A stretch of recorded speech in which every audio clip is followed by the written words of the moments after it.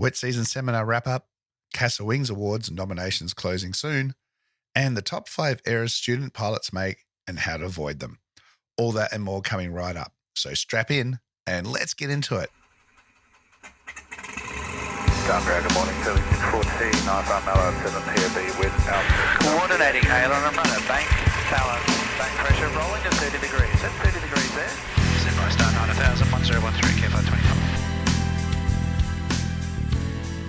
G'day everyone and welcome to episode 146 of the Flight Training Australia podcast. From the Northern Apron in Darwin to the run-up bay in Moorabbin and every airport in between, this is the podcast all about flight training and flying in Australia and beyond. I'm your host, Trent Robinson. G'day. How are you? So, have to start out by thanking everyone, firstly, who sent messages for my voice last week. As you can hear, I'm not 100% quite there yet, but getting better. But more importantly, thanking everyone who attended the wet season seminar on Wednesday night. From all the feedback I had on the night, plus messages since, it was a fantastic success. And everyone's, picked up different things, learnt stuff. Even people that have been around for some time go, oh, I never knew that. So that must be a win. And if it's just instilled some skills and knowledge and understanding of things that can, just keep people safe, then that's absolutely a win in my book. A very big thank you to everyone who was involved in sponsoring the event. So big thanks to the Regional Aviation Association of Australia, Jetstream Electrical, Chart Air, Air Frontier, Outback Spirit, Territory Air Services, and Top End Civil. They are the reason I could put this event on free of charge to everyone. So again, a massive thank you for getting behind the safety seminar, supporting pilots in Darwin, and everyone else who will benefit from getting to watch it later. Speaking of which, also a big thank you to Andrew Sandilands, who was instrumental in helping me with filming on the night. I had a couple of cameras set up with wireless mics. I've got it all recorded. I've edited most of it, added in all the slides, plus extra video, extra photos. It's a bit like my bonus footage and DVD commentary. I've got my very own director's cut. So stay tuned for that. I'm hoping I'll have that all tidy and ready to go by the end of the week. And that will be on YouTube. Of course, if you attended the event, I will send out an email as well. And that'll have the link in it as well. All right. So anyone who did miss it, you'll be able to catch it out then. Or check it out then, rather. The CASA Wings Awards are open again. So as you know, last year I was nominated and won the Flight Instructor of the Year Award. Fantastic program. This is sponsored by CASA and Australian Flying Magazine. Winners are announced in December. There's no voting for these awards, so the decision is made by a judging panel. So you don't need to run a podcast or anything like that. It's just you can't buy votes. You can't have any influence on that other than the work that you do in aviation.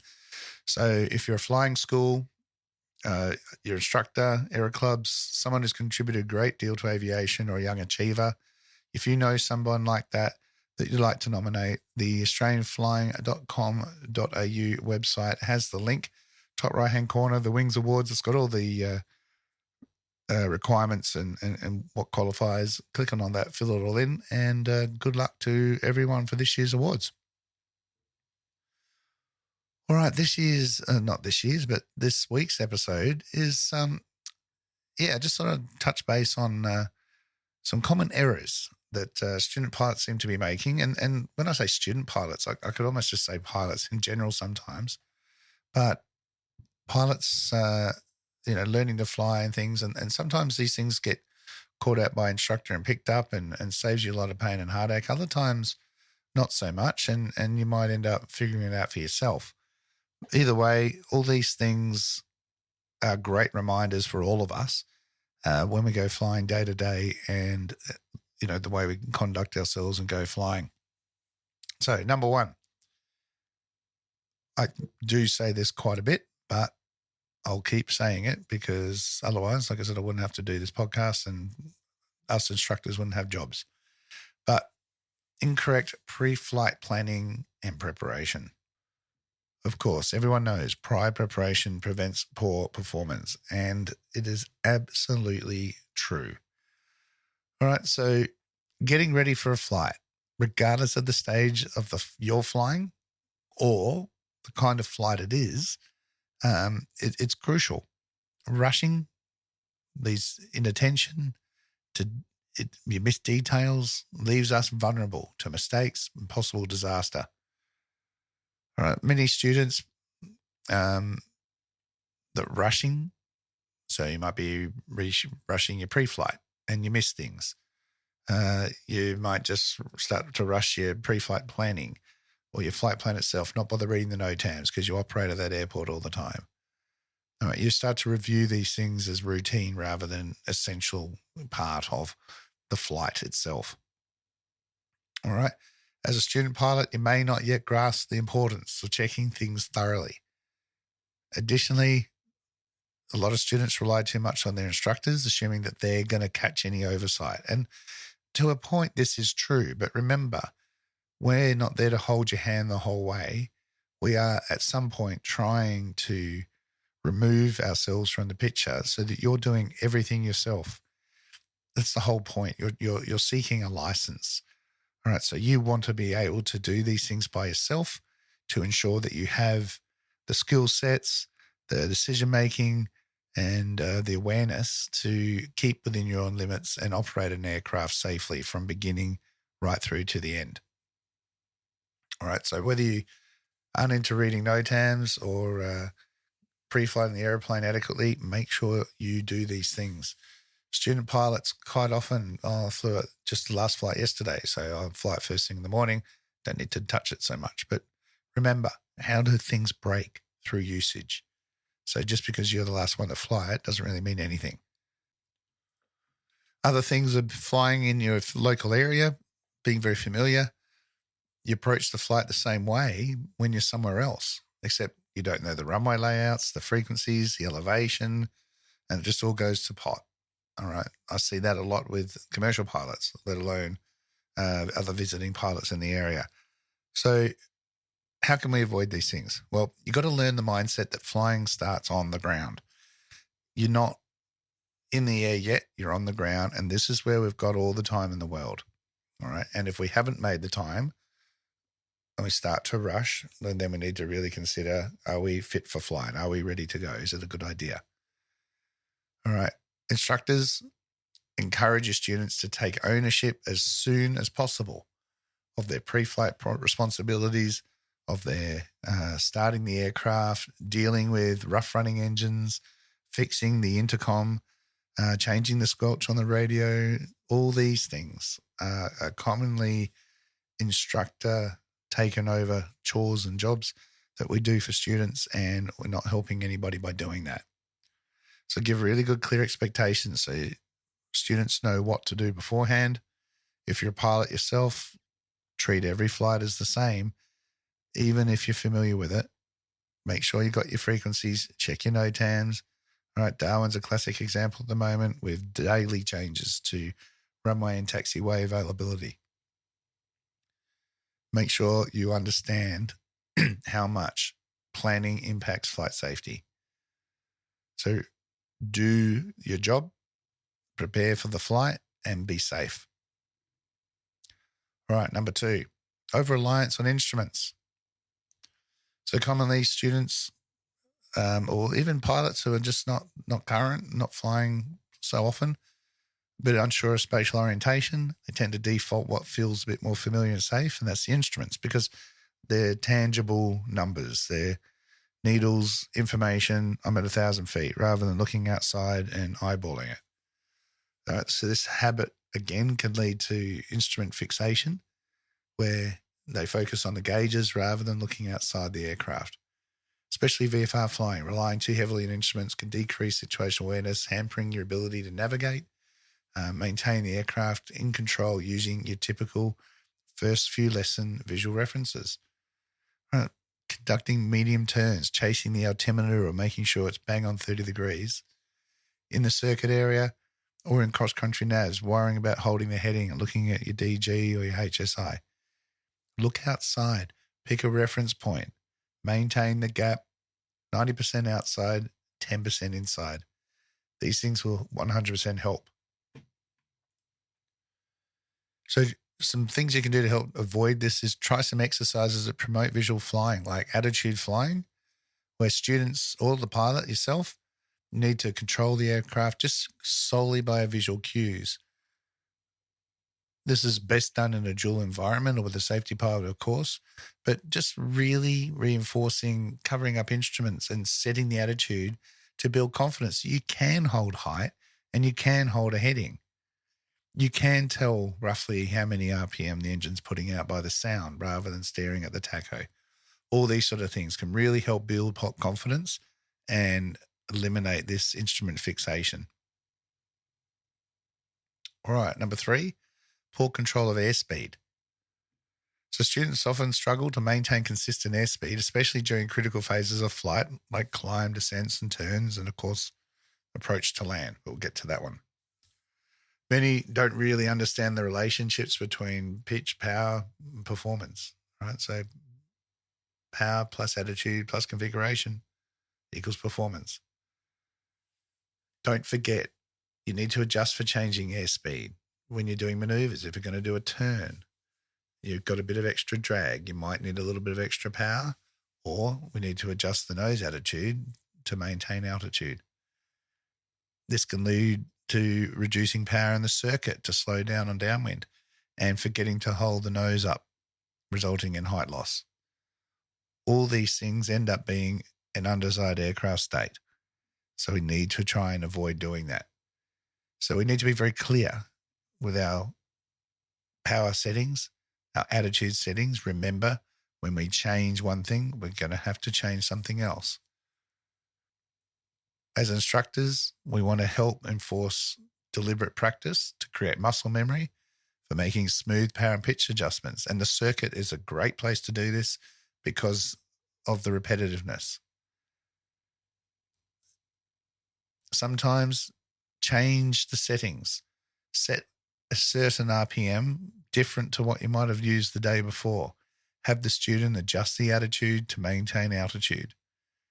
Varying this power inputs and attitude drills for different climbs, different descents, until they manage it instinctively. All of this helps. Emphasize checking airspeed regularly against attitude, against power inputs. All of this helps very much for when we start doing landing approaches.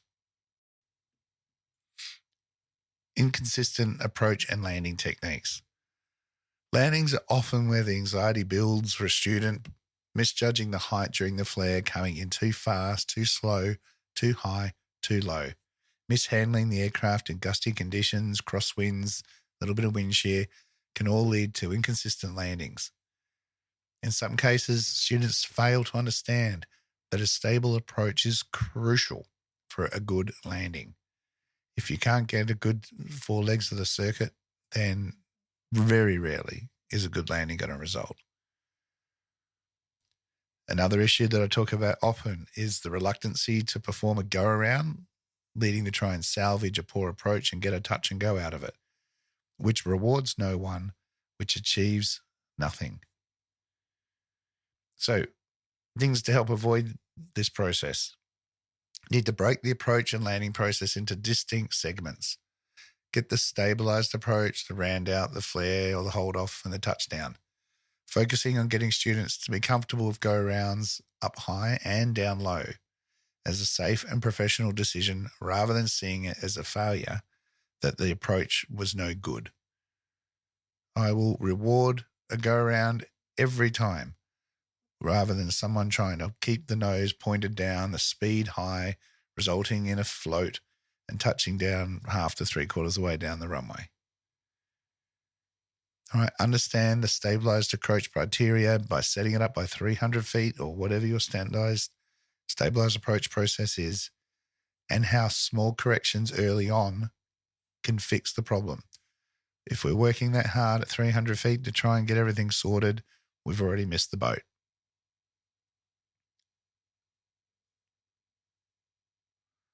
All right, finally, failure to communicate effectively. Radios are horrible things, aren't they? All right, radio communication, it can be daunting. I get it, I really do.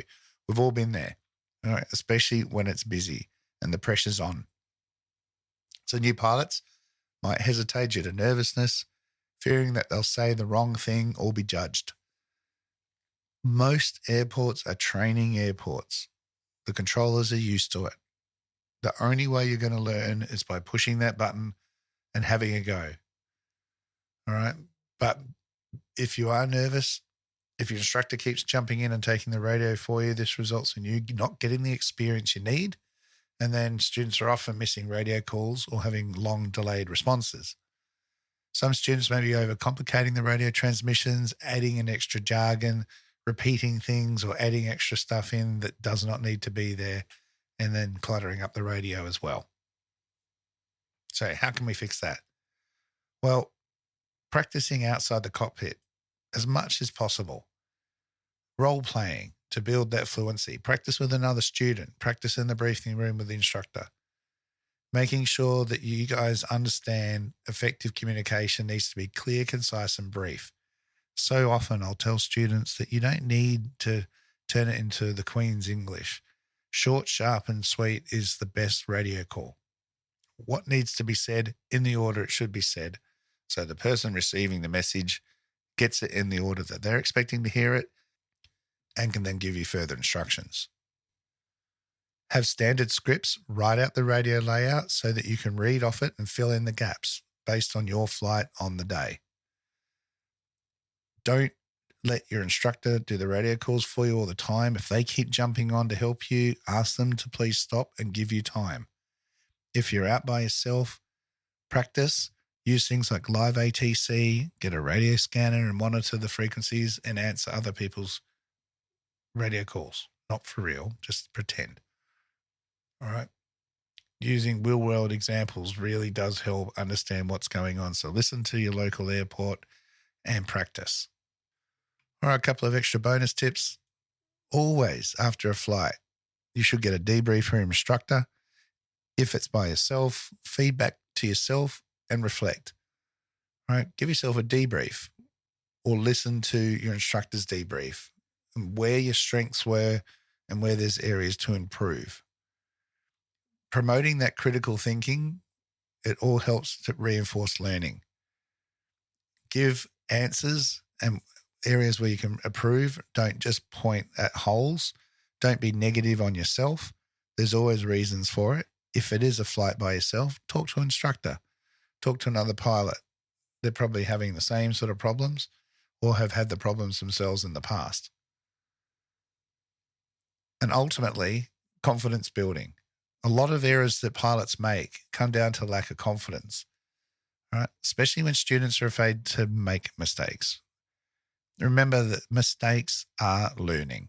Whether it's a positive or negative outcome, it will help you be a better pilot. It is a natural part of the learning process. Creating a supportive environment where instructors feel comfortable teaching students, where students feel comfortable learning from the instructors, and pilots feel comfortable flying in the airspace. It all helps everyone learn faster, retain information, and ultimately the whole reason we are there. And is to have fun. All right. That is it for this week. Sorry about my voice. I've been struggling through this one. You probably heard. I don't know what's going on, but I'm sure I'll be back at full strength next week. Speaking of instructor tips and tricks and things, remember that in a few weeks' time, we have the first Create Better Pilots instructor webinar series of 5 instructional sessions, starting with tips far beyond what I've just talked about now. Instructor tips, going through processes for training, communication, PMI practices, flight review techniques, and overall just concepts that are going to help you as an instructor. And then the following 4 sessions will be breaking down common errors, problems, and guidance through effects and controls to circuits. I'll be doing that with my partner in crime, Paul Strike, and he will be joining me next week, where we're going to have a little chat about some of the things we're going to talk about. We're not going to give it all away, of course, but I very much recommend any instructors out there who are looking for some extra guidance information. It'll be one not to miss. So jump on the episode description today and you'll see the link to the try booking sessions there.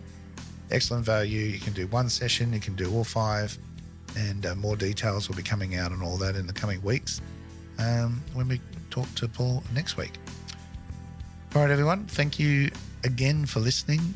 If it's your first time here, welcome. If you're a regular, thanks for sticking around. And I will go get my voice sorted out and I will see you next week. Until then, remember the golden rule. Aviate, navigate, communicate. Cheers, everyone.